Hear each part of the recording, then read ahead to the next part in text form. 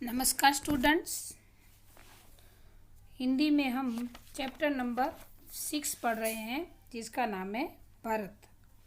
हमने अगले वीडियो में देखा कि बच्चा समझ नहीं रहा था तो दुष्यंत ने उसको कहा कि इसे शेर के बच्चे को शावक को छोड़ दो तो वो छोड़ देता है। और लेकिन फिर जब दूसरी तपस्विनी से उनको पता चलता है कि ये किसी इसकी माँ का नाम पहले उसके नानी का नाम पता चलता है कि ये मेनका की नामक एक अप्सरा की बेटी का बेटा है ऐसा। तो फिर उसके दुष्यंत राजा को ऐसा लगता है कि ये तो शायद मेरी स्टोरी है, क्योंकि उन्होंने भी अपनी पत्नी को छोड़ दिया था। ये सब सोच रहे हैं तब तपस्विनी मोर लेके आती है ऐसे। फिर आगे हम पढ़ते हैं।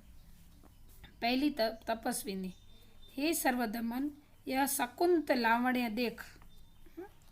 क्या है यह शकुंत लावण्य देख।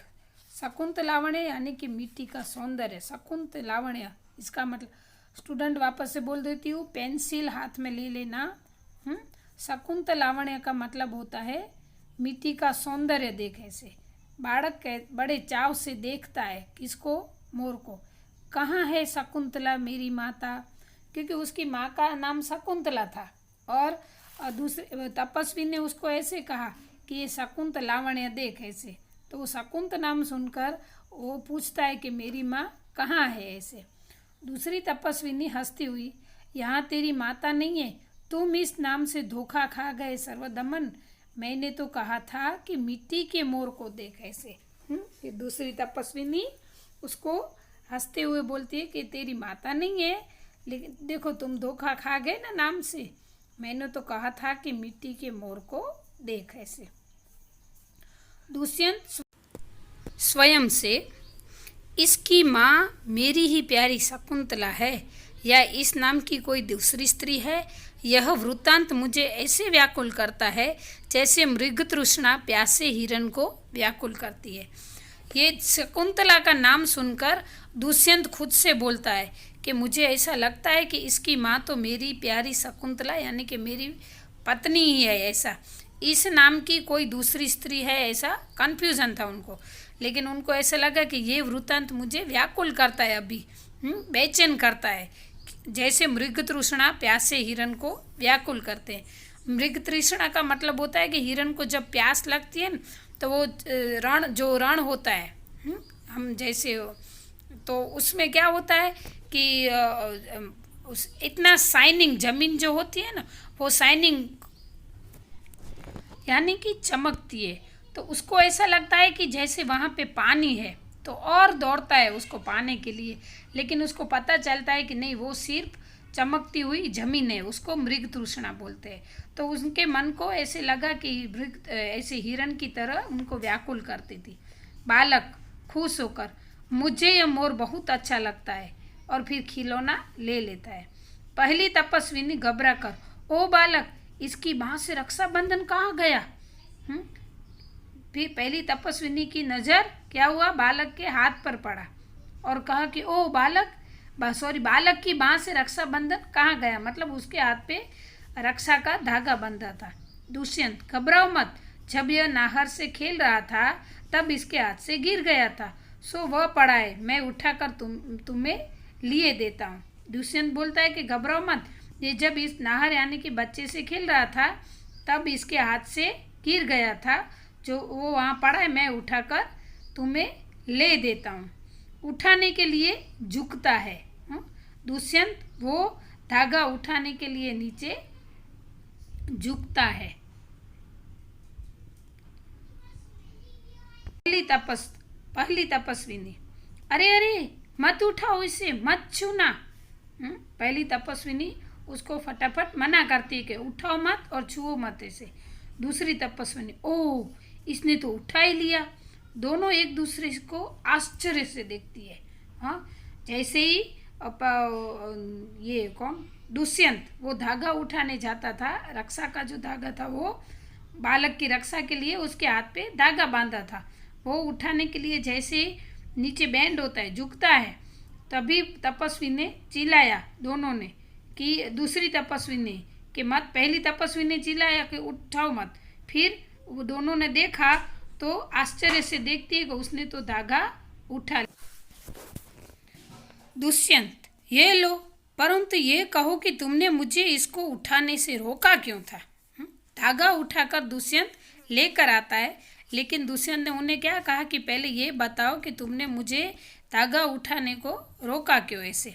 दूसरी तपस्विनी, इस रक्षाबंधन का नाम अपराजिता है। स्टूडेंट, आपको ये एमसीक्यू और वन लाइन आंसर में पूछा जा सकता है कि रक्षाबंधन का नाम क्या था ऐसे, तो उसका नाम था अपराजिता। जिस समय इस बालक का नामकरण हुआ था तब महात्मा मरीचि के पुत्र कश्यप ने ये धागा बांधा था। ये भी पूछा जा सकता है कि रक्षा का धागा किसने बांधा था, या तो मरीचि के पुत्र का नाम क्या था। ऐसे उल्टे सुल्टे करके ये क्वेश्चन वन लाइन आंसर या तो एमसीक्यू में आपको पूछे जाते हैं। तो इस वो दूसरे तपस्वी ने कहा कि जब इसका नामकरण हो रहा था तब महात्मा मरीचि के पुत्र कश्यप ने ये धागा उनको दिया था। इसका गुण है कि कभी ये धरती पर गिर पड़े तो इस बालक के माता पिता को छोड़कर इसे कोई दूसरा उठा नहीं सकेगा।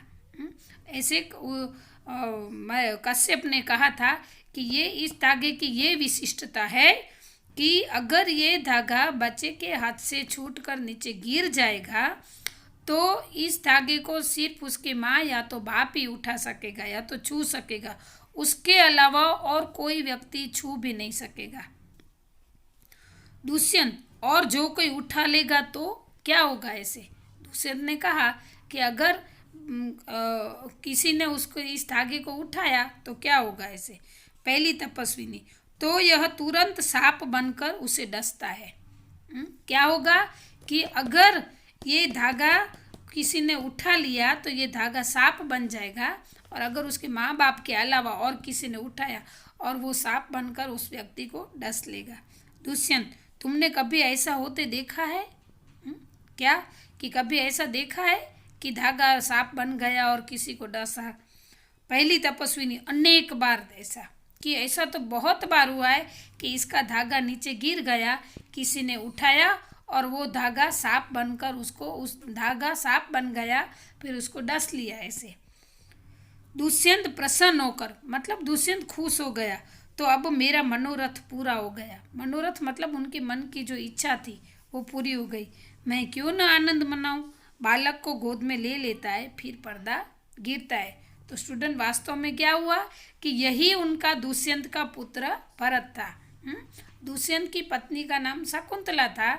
उन्होंने किसी कारणवश उनको छोड़ दिया था, लेकिन तब वो प्रेग्नेंट थी, मतलब ये फिर उसके बाद उसका बेटे का जन्म हुआ, तो उसने अपने बेटे को भी नहीं देखा था।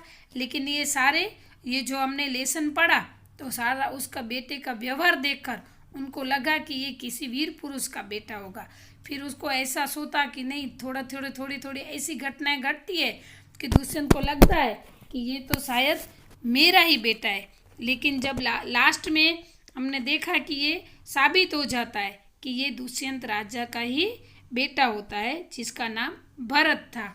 और पहले भी मैंने फर्स्ट वीडियो में भी आपको बताया, फिर अभी भी बताती हूँ कि ये हमारे देश भारत का नाम इस भरत के ऊपर से पड़ा है।